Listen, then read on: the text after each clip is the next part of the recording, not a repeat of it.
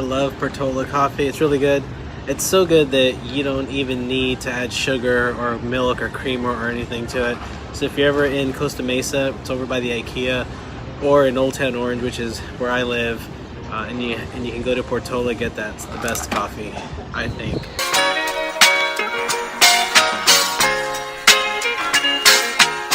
Once a month, I get together with the Orange County pastors and we have a good lunch.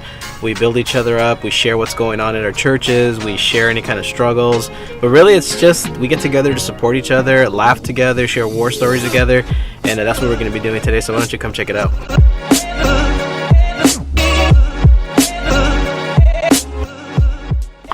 Hi, why are you videotaping my church? We're gonna tear into some burritos now. I'm gonna eat all of these. Like, they're tricky because look how small these are. Like, I can eat like 3 of them. I like these OC pastors meetings because people in the ministry get to talk about just life, share it together. We talk about ministry and the challenges and celebrations of ministry, but we also just get to talk about life and do life together. And that's what I love most about these meetings, and it's an honor to be a part of them. OC Pastors Get Together is just wonderful, a chance to connect with other ministers and hear the praises and the prayer requests of fellow ministers, because often nobody knows quite what it's like to be a minister except for fellow ministers. I enjoy the pastors being honest about collaborating and being able to share our challenges as well as our celebrations, as well as events, so we can actually collaborate and connect. I enjoy seeing and being with the pastors. It's a good opportunity to interchange ideas, develop friendships, and find ways that churches can participate and work together. Ernie was the first person that gave me an opportunity in ministry when he was a senior pastor at our church.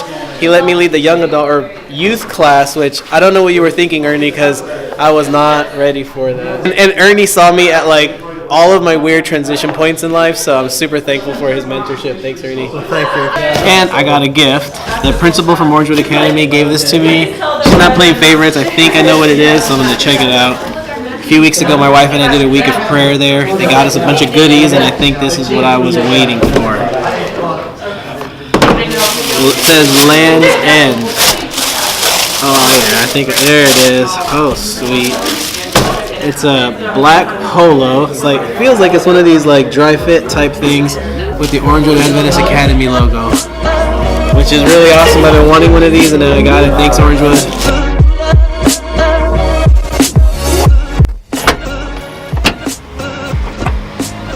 One of the cool things about Costa Mesa is they have this really great coffee shop named Portola. Now there's one by my house, but this is, I think, the first one, and so I'm going to take you inside. It's really great.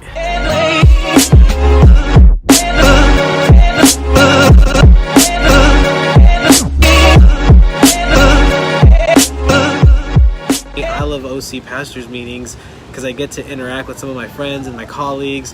And for us, ministry in Orange County isn't a competition. It's not about my church or their church being better. It's about how we can build each other up. Like, it's really helpful to have other people that you can get together with, have lunch with, talk to. A lot of the times when it comes to leadership, it's just about shifting our perception and shifting our perspective about how things are, and being able to be present and being able to lead well. If you're in a position of leadership, I encourage you to get around other leaders, to get around people who are older, who are wiser, who have more leadership experience, because they're going to help you to see things that you haven't experienced. They'll help you to see things that maybe you don't have wisdom about, things you haven't experienced. And if you're a leader and you're just trying to do everything by yourself, it's going to be an uphill battle and it's going to be a struggle. And instead of leading well, a lot of times if you try to do things on your own, you're going to be holding on so tight, people aren't going to want to follow.